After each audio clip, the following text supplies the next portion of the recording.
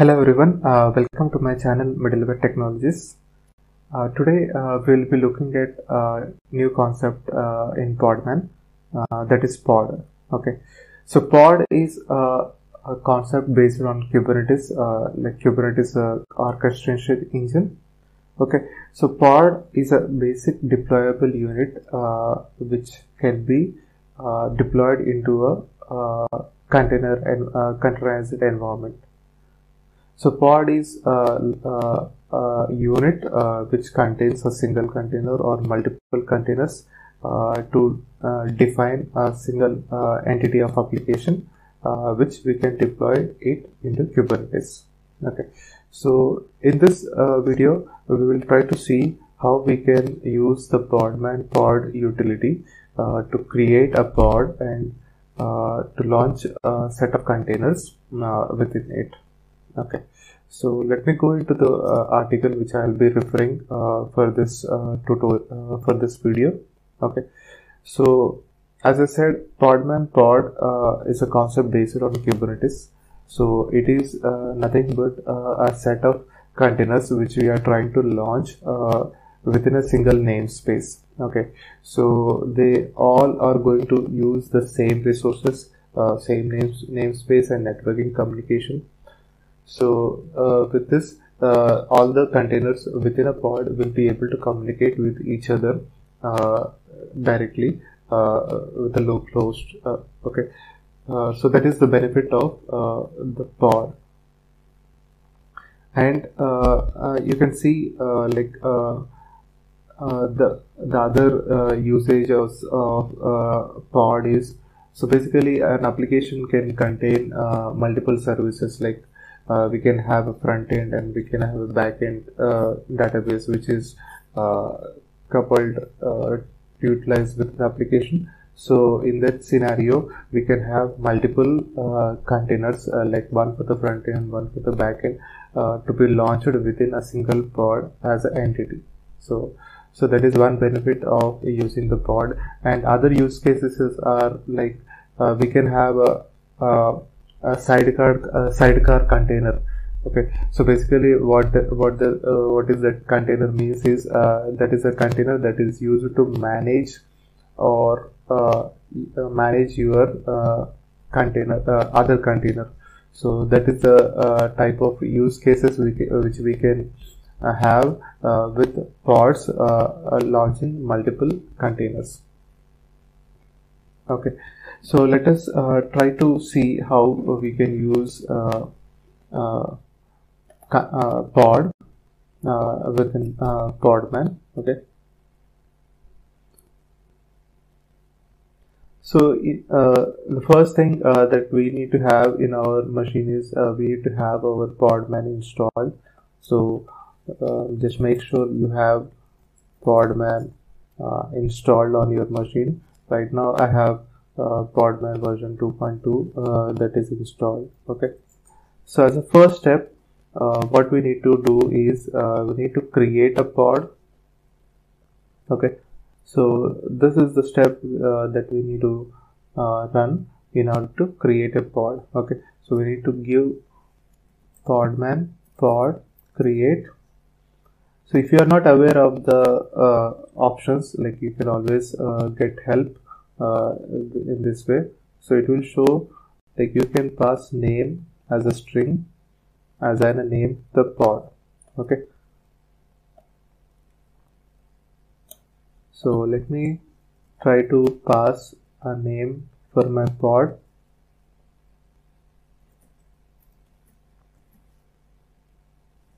Busy pod. Okay, so this is going to create my pod with the name busy pod. So let me try to check Podman pod list. Okay, so right now I have my pod with the name busy pod created.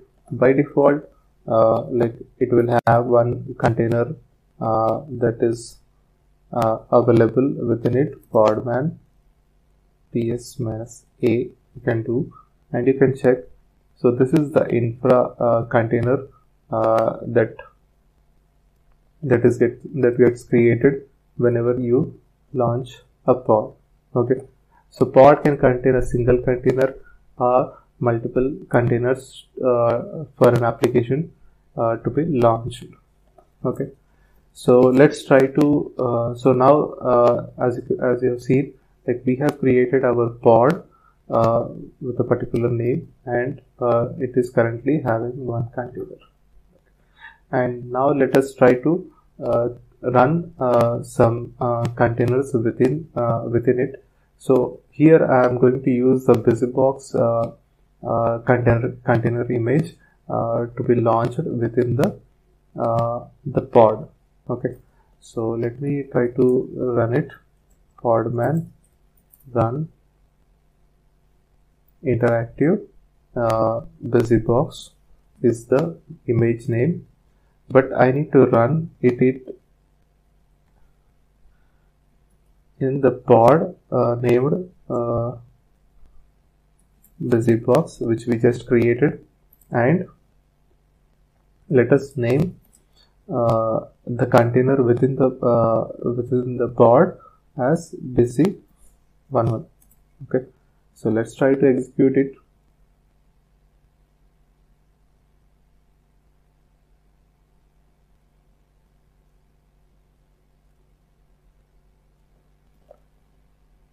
Okay, we got an error. I think the pod name that I have provided is incorrect. So let me clear my screen and try to run it again. The pod name that we initially created is BusyPod. Okay. Okay. Now, like we have launched our busy11 container based on the image BusyPod, and it is running within BusyPod pod unit. Okay. So this is the BusyPod pod. So basically all the containers within a pod, will be given the host name as BusyPod. So there is no specific host name to a container provided, because they are all launched within the same namespace. Okay, so that is the main difference between a container that is launched individually and a container that is launched within a pod. Okay, so as you can see, the host name is BusyPod. Let's try to check the IP address. 10.0.2.100. Okay, so let me try to exit from this. So I'll go out of this, and let's try to do podman ps-a to list all the containers we have.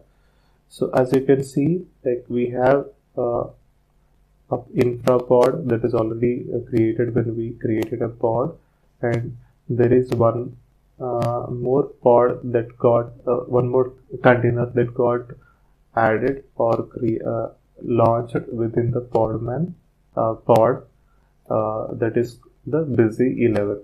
Okay, so in a similar way, let's try to check podman pod list. So here you can see like our BusyPod is having 2 containers right now. Okay, so let me try to clear my screen and try to create some more pod, containers within the pod.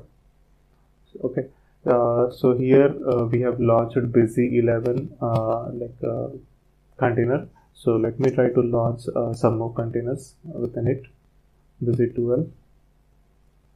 Okay, so here also if you check the host name, it is BusyPod, and if you check the IP address, this is the same as what has been assigned to the first container. So basically, so the host name and IP addresses are assigned as a pod as an entity, not as a container as an entity. Okay, so that is the main difference. So let me exit and try to create one more one more pod container.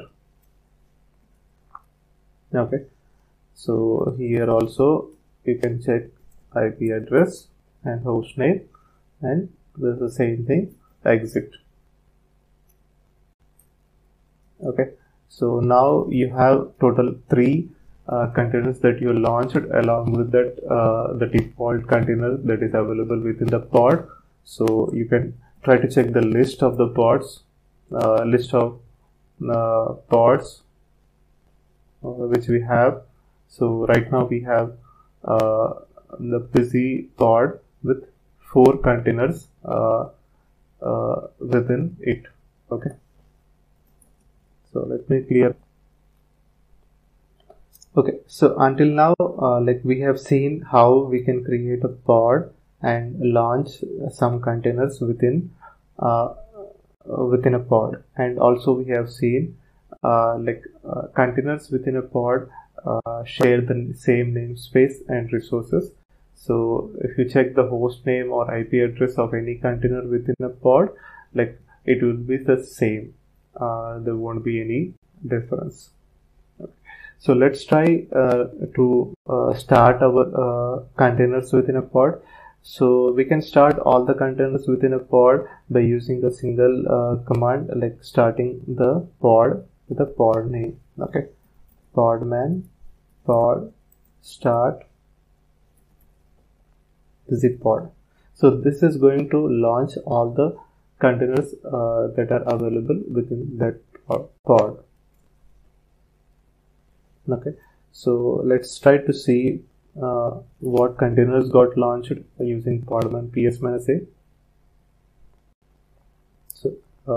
So now you can see like all the containers have been launched within that pod. Okay, so now let us try to check the stats of the pod. Podman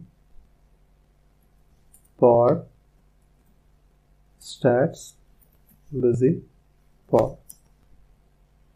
Okay, so you can see like all the pods are reporting in the statistics. Podman containers are reporting in the statistics. So we have total 3 containers that we have created, and the default infra container. So all are reporting, and we can check the CPU, memory utilization, and network utilization of all these pods at a single stretch. Okay, so now we are able to check the statistics of the pod. We are able to start the pods within the within the pod, and let me try to now stop all the pods, pod containers. Okay, so you need to pass the stop command to the busy pod which we created. So this is going to stop all our containers within a pod.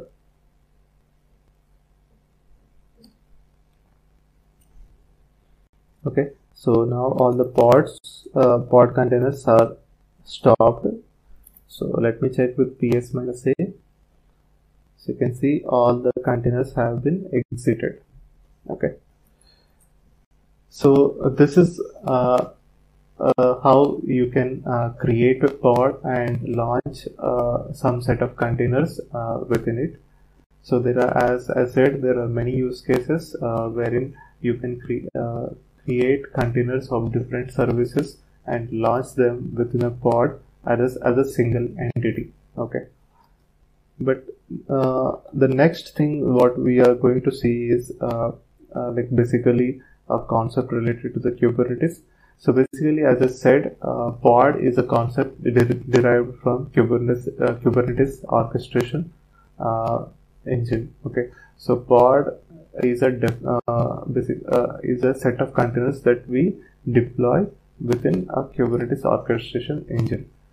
So that definition, like how many containers are going to be created and what is the resource utilization that will be used, all those things we will be defining within a YAML definition of the pod, which is going to be deployed using the Kubernetes tool like kubectl. Okay, So now what we will try to see is we will try to create or generate cube definition. Okay, so let me try to do help here. Podman generate. You can see we have a cube which generates YAML for a container or pod. Okay, so that is what we will try to do. So let me clear my screen. Podman generate cube help. So this command generates a Kubernetes pod and service YAML from a pod container or pod. But yeah, so for this we need to pass the container ID or pod ID. But we have already created our pod, so we can pass on the pod name or pod ID to generate this YAML definition. Okay, so let me clear my screen and try to pass the name of our pod. So that is BusyPod. So this is going to generate the YAML definition for our pod. Okay, so as you can see, so this is the YAML definition of our pod, which we can use using the Kubernetes tool, that is kubectl, to then deploy it onto the Kubernetes engine. Okay, so that is the use how we can generate a YAML definition for the pod, and which can be further utilized to deploy it onto the Kubernetes orchestration engine. Okay, so I hope you learned something from this video. We have gone through how to create a pod, how to launch some set of containers within a pod, and how we can manage those containers within a pod. And finally, we have tried to see how we can generate a YAML definition of the pod, which can be further utilized to deploy it into the Kubernetes orchestration engine. And also, we have seen some of the benefits that pod provides, which we cannot get it from plain containers that we launch. Okay, so yeah, I hope you learned something, and you can try to explore on this one using some of your containers and try to launch them within a pod. Yeah, thank you all. Thanks for watching this video, and you guys have a good day.